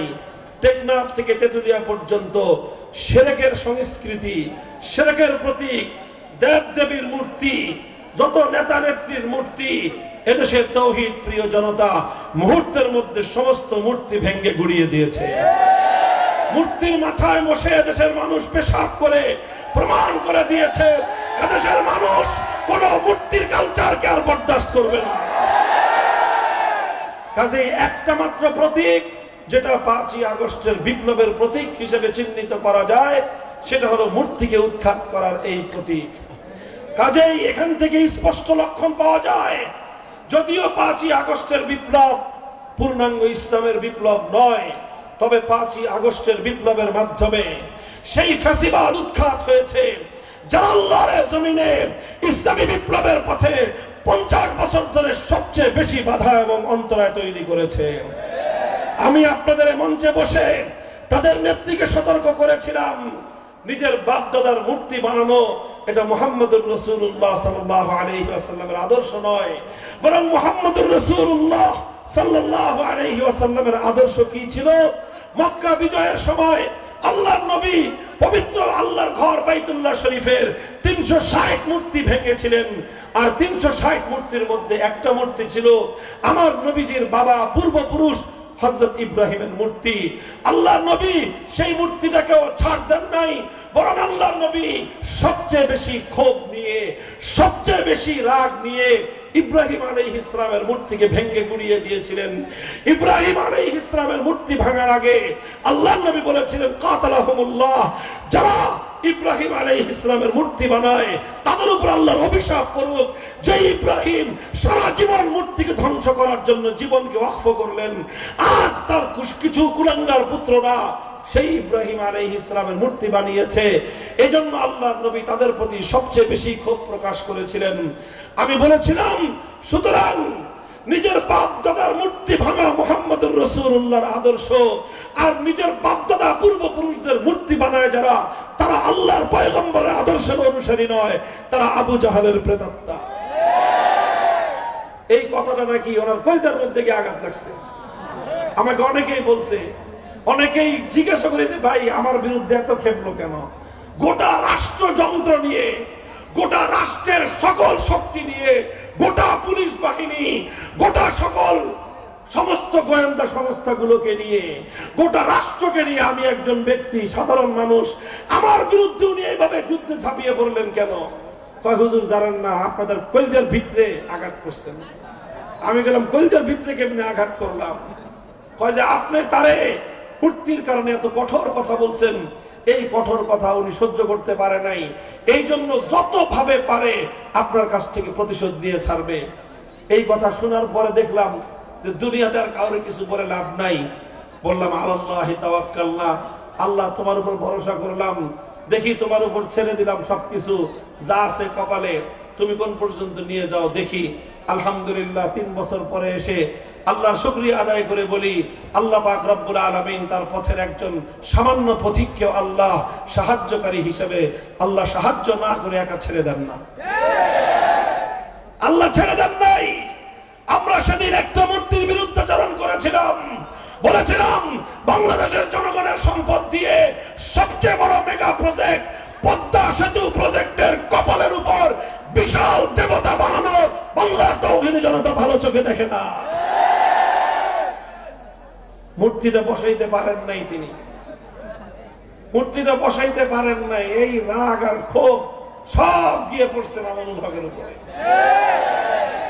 3টা বছর মানসিক এমন কোন নির্যাতন নাই যেটা আমার উপরে চালানো হয় নাই। আলহামদুলিল্লাহ দিলটা ঠান্ডা হয়ে গেছে 5ই আগস্টের দুপুরে বেলায়। খালি সরকারের প্রধান পালায় গেছে এই কারণে না, যখন তিনি পালায় যান ওই সময়ে আমাদেরকে ডাকছে সেনানিবাসে সেনা প্রধান সাহেব, আমরা গেছি। তারপরে উনি বললেন সবকিছু, যে তিনি পদত্যাগ করতেছেন, এখন দেশটাকে আমাদের শান্ত করতে হবে, তাড়াতাড়ি চলেন আমরা সবাই মিলে বঙ্গভবনে যাই, সেখানে গিয়ে পরবর্তী একটা আয়োজন করি। আমরা বললাম ঠিক আছে চলেন। সেনাপ্রধান সহ আমরা সেনানিবাস থেকে রওনা করলাম বঙ্গভবনের দিকে। সেনানিবাস থেকে জাহাঙ্গীর গেট দিয়ে বের হয়ে আসলাম। আপনারা যারা ঢাকার শহর ছিলেন, জাহাঙ্গীর গেট থেকে বিজয় সরণি সর্বোচ্চ 1 কিলোমিটার হবে, মধ্যখানে প্রধানমন্ত্রীর কার্যালয়। এই 1 কিলোমিটার জাহাঙ্গীর গেট থেকে আমরা এই বিজয় সরণি আসা পর্যন্ত, বিজয় সরণির মাথায় বাংলাদেশের মনে হয় 5 তলার সমান একটা বিশাল দেবতার মূর্তি, গোল্ডেন কালার, বিশাল মূর্তি। আমরা জাহাঙ্গীর গেট থেকে বিজয় সরণি পর্যন্ত আসার আগেই দেখি কেউ হাতুড়ি নিয়ে, কেউ শাবাল নিয়ে, কেউ দাও নিয়ে, কেউ খোন্দা নিয়ে, আর কেউ রশি নিয়ে এই মূর্তির গলার উপর মাথার উপর গিয়ে উঠছে। এই গলার মধ্যে রশি পেঁচাইছে, আবার কেউ ওই রশির মধ্যে জুতাও বাঁধছে, আর যার যা আছে পিটাইতেছে, ঠ্যাং ভাঙ্গে, কান ভাঙ্গে, নাক ভাঙ্গে। এত বড় মূর্তি, এটা তো সহজে ভাঙ্গা সম্ভব না। পরে দেখি যে এই চিকন রশি না, একটু পরে দেখি এত মোটা জাহাজ বান্দার রশি নিয়েছে কোথেকে। আশ্চর্য হয়ে গেলাম যে বাঙালি কোথেকে আনে এগুলা, এত বিশাল রশি এনে এই গলায় পেঁচাইছে, আর এইভাবে মারো ধরে হেক্কা টান করে টানতেছে। কিন্তু এত মজবুত, বুঝেন না, 5 তলা বিল্ডিং এর সমান, এটা তার সহজে নড়ে না। তারপরে ঠ্যাং ভাঙছে, কোপায়ের ঠ্যাং ভাঙছে, কিন্তু তাও পরে না, কেন এত মোটা রড। পরে কোত্থেকে হ্যাকসো প্লেট এনে এই রড কাটছে। এই কাটতে কাটতে সন্ধ্যা হয়ে গেছে। তারপরে সন্ধ্যায় এসে হাজার হাজার উৎফুল্ল তৌহিদি জনতা এটা ঠ্যাঙের এই রড গুলি কাটছে, রড কেটে তারপরে গলার মধ্যে এই জাহাজ বান্দার রশি দিয়ে হেঁচকা টান দিছে। এই 5 তলার উপরের 50 ফিট উঁচা এই দেবতা মাটির মধ্যে ভূপাতিত হয়েছে। আমাদের তো কিছু বলতে হয় নাই। এই মূর্তির জন্যই তো আমাদের সাথে এত অন্যায় এবং অবিচার করেছিলেন। এই মূর্তির কারণেই তো আমাদের কোনো ভালো কথা আপনার কানে দিয়ে যায় নাই। আমরা বলেছিলাম যে একটা মানুষ মারা গেছে, তার মূর্তি বানায় কবরে তাকে লাঞ্ছিত করেন না, আর জাতির কাছে তাকে বিতর্কিত করেন না। তার যা মান সম্মান প্রাপ্য তিনি দুনিয়ার মানুষের কাছ থেকে পেয়েছেন, আমলের হিসাব আল্লাহর কাছ থেকে পাবেন। আপনারা মাঝখান দিয়ে খামাখা এই লোকটাকে জাতির সামনে বিতর্কিত করবার, অপমানিত করবার এই উদ্যোগ নিয়েন না। আমাদের কথাগুলো ভালো লাগে নাই। তিনি করলেন বাংলাদেশের প্রত্যেকটা জেলায় জেলায়, থানায় থানায়, উপজেলায় উপজেলায় মূর্তি দিয়ে। এই দেশটা ছিল মসজিদের দেশ, এই দেশটাকে তিনি মূর্তির দেশে পরিণত করেছিলেন। এদেশের মানুষ কতটা ক্ষোভ ছিল মূর্তির বিরুদ্ধে। আপনারা জানেন সুপ্রিম কোর্টে একটা মূর্তি বসাইছিল, মনে আছে? থেমিসের মূর্তি। এটা প্রথম বসাইছিল সুপ্রিম কোর্টের সামনে বাইরের দিকে। আমাদের ওলামায়ে কেরামের আন্দোলনে পরে বাইরের দিক থেকে এটাকে সংরক্ষিত সুপ্রিম কোর্টের চতুর্দিক দিয়ে ঘেরাও করা বিল্ডিং গুলোর মধ্যখানে একেবারে কলজার উপর এই থেমিসের মূর্তি বসাইছিল। 5ই আগস্টের পরে এক কাজে আমি সুপ্রিম কোর্টে গেছি, হাইকোর্টে। আমার কৌতূহল হলো যে থেমিস কই, যে কই থেমিস ফেমিস, অর্থাৎ বেদি ছিল, সেই বেদি সহ বাঙালিরা সব খাওয়া করে দিয়েছে।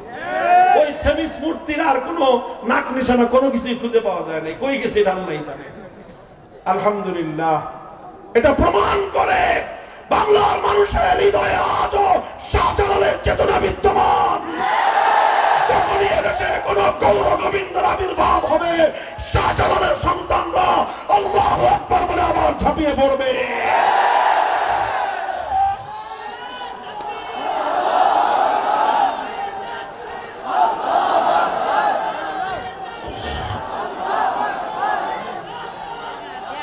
মুহতারাম হাজিরিন, আপনাদের কাছে আমার আখেরি কথা, সর্বশেষ কথা। ভাই, একটা শুধু স্বৈরাচারকে বিতাড়িত করবার জন্য বাংলার 2000 দামাল সন্তান অকাতরে জীবন দিয়ে দিল। মৃত্যুকে দেখে সামনে মরণ, নিশ্চিত মরণ জেনেও এদেশের মুক্তি পাগল জনতা কিভাবে আগায় গিয়েছে আপনারা দেখেন নাই? একটা ছবি, একটা কথা সামাজিক যোগাযোগ মাধ্যমে ব্যাপক প্রচার পায় নাই? স্বরাষ্ট্রমন্ত্রীকে একজন পুলিশ কর্মকর্তা বলতেছে, স্যার গুলি করি, মরে একটা, বাকিটি যায় না। বলে নাই? অর্থাৎ একজন মরে, একজন সাথীর সাক্ষাৎ শহীদী মৃত্যু দেখে একজনকে গুলির মুখে মাটিতে পাখির মতো পড়ে যেতে দেখে তার সাথীরা পিছপা হয় না, বরং আরো শতগুণ শক্তি নিয়ে স্বৈরাচারের বিরুদ্ধে বাংলার দামাল ছেলেরা যুদ্ধের জন্য এগিয়ে আসে। আরে এটা তো একটা স্বৈরাচারের বিরুদ্ধে এদেশের মানুষের এই প্রেরণা। আল্লাহর কসম খেয়ে বলি, হে ওলামায়ে কেরাম, আলেম সমাজ, আমরা শুধু মাদ্রাসার ছাত্রদের কথা জানি। আজ বাংলাদেশের প্রতিটি শিক্ষাঙ্গন, পাবলিক এবং প্রাইভেট বোথ ইউনিভার্সিটিজ, উভয় ধরনের ইউনিভার্সিটি গুলোতে লক্ষ লক্ষ ছাত্ররা আজ প্রস্তুত হয়েছে। তারা ঈমান এবং শিরকের পার্থক্য করতে চায়, তারা হক এবং বাতিলের মধ্যখানে পার্থক্যের রেখা টানতে চায়, তারা তাগুতকে অস্বীকার করে এক আল্লাহর তাওহীদকে প্রতিষ্ঠা করতে চায়। শুধু মাদ্রাসার ছাত্ররা না, পারবে না। তোমরা মাদ্রাসাগুলোকে জঙ্গি প্রজনন কেন্দ্র বলে মাদ্রাসাকে দমন করতে চেয়েছো। প্রতিটি বিশ্ববিদ্যালয়ের চত্বর থেকে আল্লাহর দ্বীনের সৈনিক তৈরি হচ্ছে। এই ধারা ইনশাআল্লাহ আল্লাহ চাহে তো এটা চূড়ান্ত পর্যায়ে পৌঁছবে। ইউরিদুনা লিইউতফিউ নূরাল্লাহি বিআফওয়াহিহিম ওয়াল্লাহু মুতিম্মু নূরিহি ওয়ালাউ কারিহাল কাফিরুন। ওরা অনেক পাগলের মতো চেষ্টা করবে বিশ্ববিদ্যালয়গুলোকে, কলেজ আর ইউনিভার্সিটিগুলোর ছাত্রদের এই ঈমানের দিকে, তাওহীদের দিকে, একত্ববাদের দিকে অপ্রতিরোধ্য এই যাত্রাকে রুখে দেওয়ার সব ধরনের চেষ্টা হবে। কিন্তু ইনশাআল্লাহ যে জাতি একবার হকের সন্ধান পেয়ে যায়, এরা হলো পঙ্গপালের মতো ছুটতে থাকে।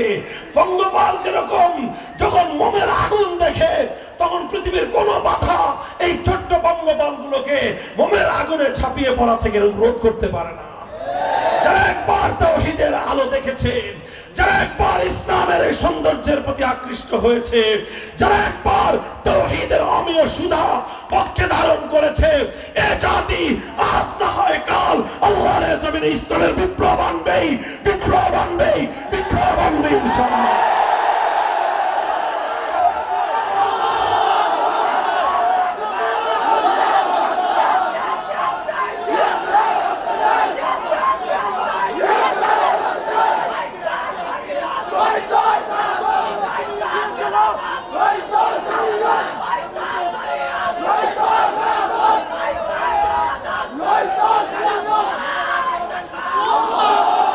এই জন্য কথা শুনেন, 5ই আগস্টে যেভাবে এক আবু সাঈদ এই বিপ্লবের জন্য বুক পেতে জালিমের বুলেটকে বুকের মধ্যে বরণ করে নিয়েছে, এই বুলেট আবু সাঈদের প্রাণ কেড়ে নিয়েছে, কিন্তু তাকে মারতে পারে নাই। আবু সাঈদ বাংলার মাটিতে অমর হয়ে থেকেছে। আমরা আবু সাঈদের কবরের কাছে হেফাজতে ইসলামের পক্ষ থেকে তাওহীদের চেতনার মশাল জ্বালতে শুরু করেছি।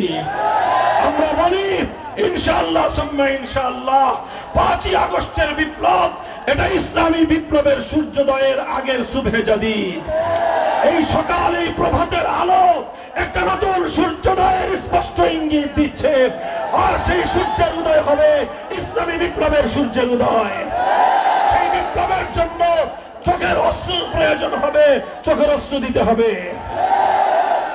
বুকের ঘাম ছড়াতে হবে, ঘাম দিতে হবে, বুকের রক্ত দিতে হবে, শাহাদাত বরণ করতে হবে। 2000 নয়, যদি প্রয়োজন হয় 2 লক্ষ, যদি প্রয়োজন হয় 2 কোটি তাজা প্রাণ ইসলামী বিপ্লবের জন্য বাংলার মাটিতে রক্ত দিতে প্রস্তুত থাকতে হবে।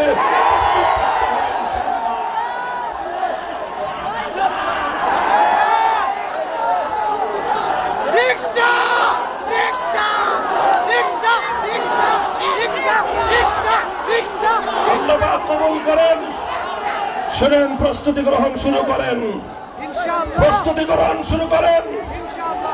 আমরা এদেশে গণবিপ্লবের মাধ্যমে, জনতার বিপ্লবের মাধ্যমে রাষ্ট্র ক্ষমতা ইসলামকে কায়েম করবো ইনশাআল্লাহ।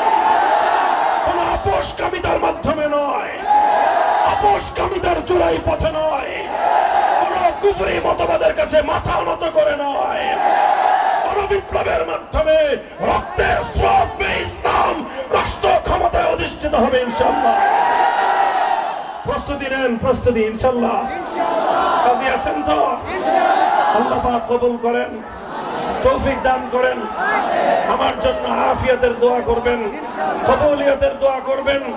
কথা যা বললাম সেই কথার জন্য যেন সর্বপ্রথম আমি, এরপরে আমার সন্তানরা যেন প্রস্তুত থাকি। আল্লাহ আমাদেরকে কবুল করুন। আখিরু দাওয়ানা আলহামদুলিল্লাহি রাব্বিল আলামিন। সুবহানাল্লাহি ওয়া বিহামদিহি সুবহানাল্লাহিল আযীম।